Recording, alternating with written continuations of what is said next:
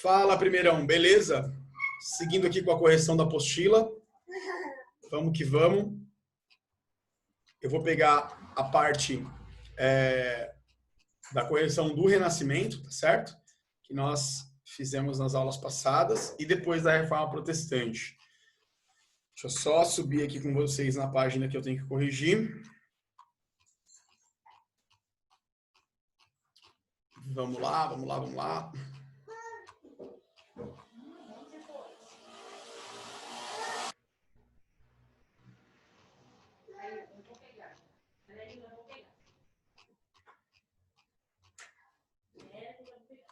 Beleza, galera. Página 439. Vamos lá. Descreva os elementos renascentistas presentes na estátua de Michelangelo abaixo, na galeria de Uffizi, em Florença. Gente, a alternativa C, que responde à pergunta 3, é a resposta que vocês podem usar na 1, tá? Disposição da figura, com perspectiva geométrica e conteúdo realista da composição. Então vejam que há um realismo, né? Que há uma perspectiva, que há uma valorização das formas humanas. Tudo isso entra na resposta 1, tá? No que o contato frequente dos italianos com os povos do Oriente colaborou para o contexto do surgimento das ideias renascentistas? Gente, Itália, Roma era a sede do Império Romano. Então, a releitura da cultura greco-romana é muito forte, principalmente na Itália. Segundo, as cidades italianas estavam muito próximas do comércio com o norte da África e com o Oriente Médio. E isso vai fazer com que o contato com os bizantinos introduza novos intelectuais da cultura greco-romana no território europeu ocidental, tá certo? Então, essa relação com o antigo Império Romano Oriental, e principalmente quando o Império Romano Oriental é invadido pelos turco-otomanos, há uma fuga em massa de bizantinos para as cidades italianas, levando então os valores renascentistas para lá. E a Itália, né, é o berço do Renascimento, e depois da Itália se espalha para outros territórios da Europa. A pintura representa o martírio de Cristo. Os seguintes princípios culturais do Renascimento italiano, alternativa C. Disposição da figura de Cristo em perspectiva geométrica e o conteúdo realista da composição. Alternativa C. Pesquise e compartilhe com os colegas elementos e exemplos das obras emblemáticas do Renascimento nos países europeus. Essa questão 1 da página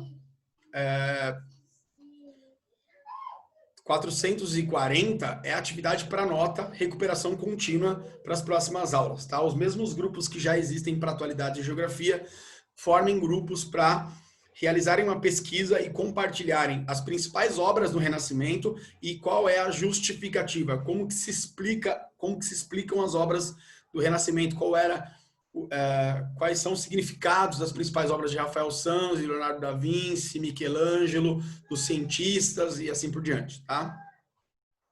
Gente, Reforma Protestante, críticas à Igreja Católica, tá? Venda de indulgências, venda de cargos, corrupção, práticas sexuais que eram proibidas porque eles deveriam ser celibatos, né? E todo tipo de corrupção que você imaginar passa a ser criticado, e a Igreja Católica passa por um enorme abalo, perdendo grande parte dos seus fiéis na Alemanha, na Inglaterra, nos Países Baixos, em outras regiões da França e da Europa como um todo.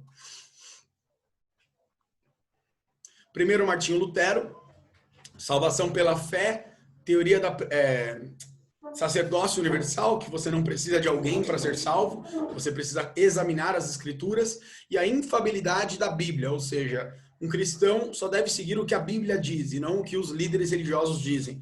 Martinho Lutero é, sem dúvida nenhuma, um dos maiores ícones da Reforma Protestante de toda a história.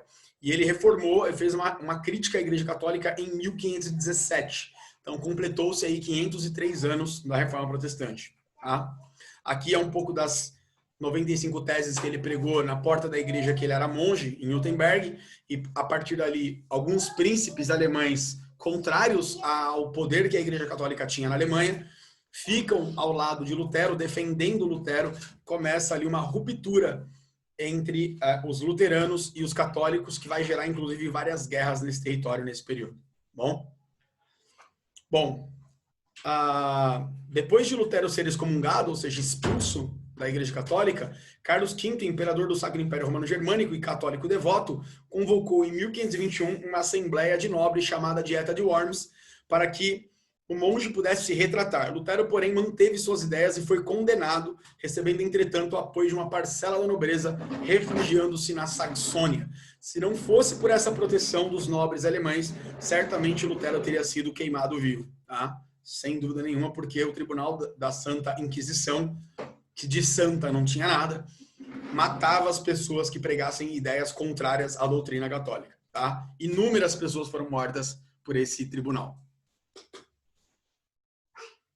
Bom, aqui vocês têm um texto de atualidades, né? Com os 500 anos da excomunhão de Lutero, terão um evento ecumênico em Roma, tá?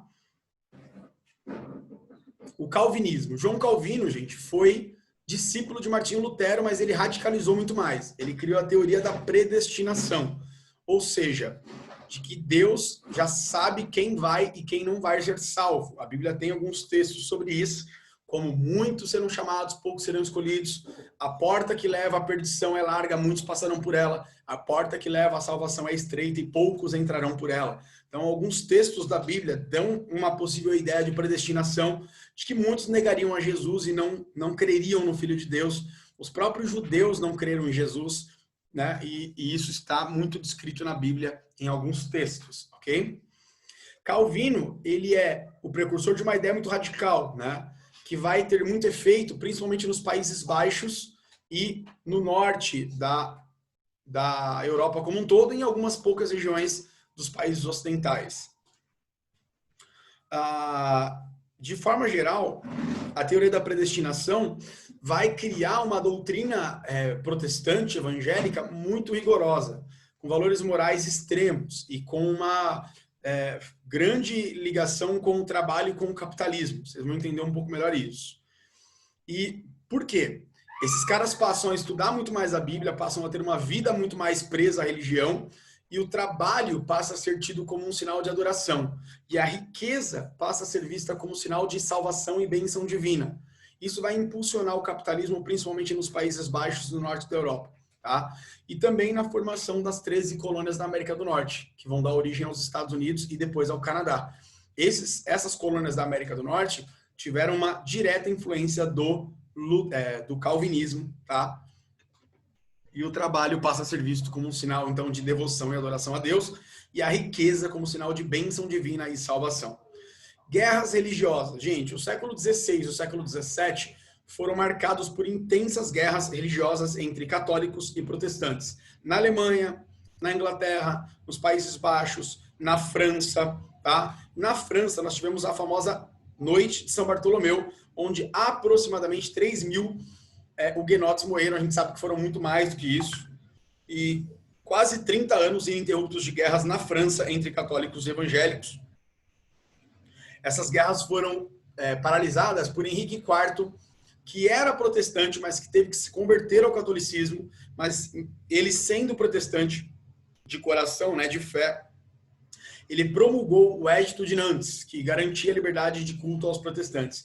Esse edito não vai durar muito tempo, vai ser revogado com os reis Bourbons, Luís XIII, Luís XIV, que vão voltar a perseguir brutalmente os huguenotes, como eram chamados os protestantes franceses.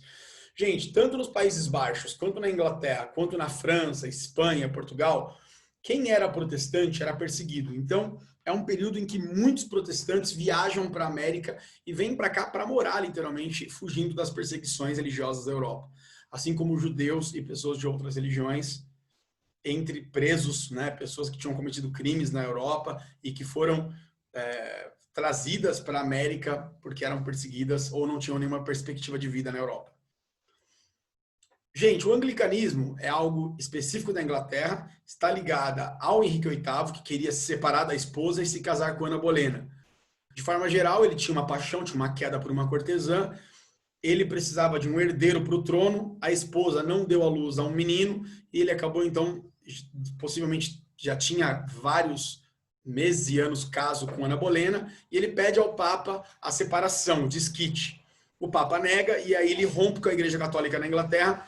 Ele toma todas as terras e riquezas da Igreja Católica e ele mantém a mesma hierarquia, mas ele dá um caráter mais protestante à Igreja Britânica, um caráter mais calvinista, um culto mais calvinista. de forma geral. Esse é um período em que a dinastia Tudor enriquece, porque vai vender todas as terras da igreja para os nobres e para os burgueses. O absolutismo da Inglaterra passa a ter um poder muito grande nesse período, tá? E os ingleses, então, passam a ter obrigação de seguir um culto anglicano. Nesse período, vai haver uma enorme perseguição aos puritanos, como eram conhecidos os calvinistas ingleses, que muitos deles terão que fugir para outras regiões, tá? Vitral da Catedral de Bristol, na Inglaterra, retratando Henrique VIII, que passa a ser o novo líder religioso da Inglaterra, tá? Através do ato de supremacia. Gente, aqui vocês já viram na aula o mapa com as regiões, com as devidas religiões da Europa, né? O catolicismo continua em grande parte da Europa, principalmente na Europa Ocidental. O anglicanismo no norte, né? Em especial na Inglaterra. O luteranismo nos Países Baixos e norte da Europa. E o calvinismo em algumas regiões espalhadas do centro e do leste da Europa. Leste europeu e Rússia, catolicismo ortodoxo, tá? Que é um catolicismo grego separado de Roma. Bom? Protestantismo no Brasil. Gente, como eu já falei, milhares e milhares de europeus fugiram para a América das perseguições religiosas. Mas o Brasil é predominantemente um país católico. Entretanto, tem crescido nas últimas décadas o número de protestantes no Brasil. Hoje nós temos aproximadamente 25 a 30% de protestantes em território brasileiro, tá? Com um pouco mais de 50% de católicos. Leiam esse texto, acho que é importante vocês pegarem o censo de 2010. O número de católicos cai, aumento de evangélicos, espíritas e pessoas sem religião no Brasil. Ó, é legal esse gráfico, né? Presença ascendente, histórico de evangélicos eleitos à Câmara de Deputados. Hoje nós temos, inclusive, um grupo enorme de deputados que se dizem evangélicos. Eu não boto muita fé, né? A famosa bancada da Bíblia, ou bancada evangélica.